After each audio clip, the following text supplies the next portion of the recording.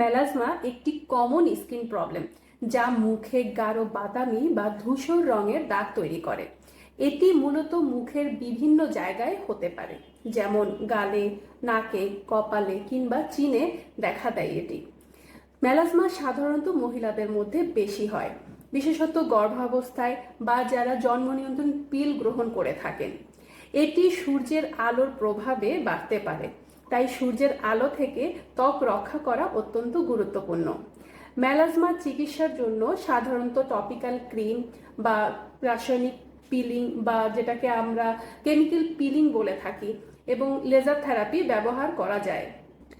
ত্বকের মেলানিন উৎপাদনের মাত্রা বেড়ে যাওয়াই মূলত মেলাজমা দেখা দেয়, যা বিভিন্ন কারণে হতে পারে, যেমন hormonal issue, sunray, genetic factor, skin inflammation বা ইনফেকশন, এক্সেসিভ কসমেটিক ইউজ এদের মধ্যে কিন্তু অন্যতম।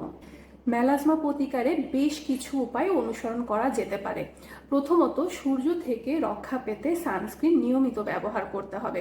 সান প্রোটেক্টেড কাপড় এবং প্রয়োজনে ছাতা ব্যবহার করতে হবে। হাইড্রোকুইনন, ট্রিটিনয়েন বা কর্টিকোস্টেরয়েড আছে এমন টপিক্যাল ক্রিম মেলাজমার জন্য ব্যবহার করতে পারবেন।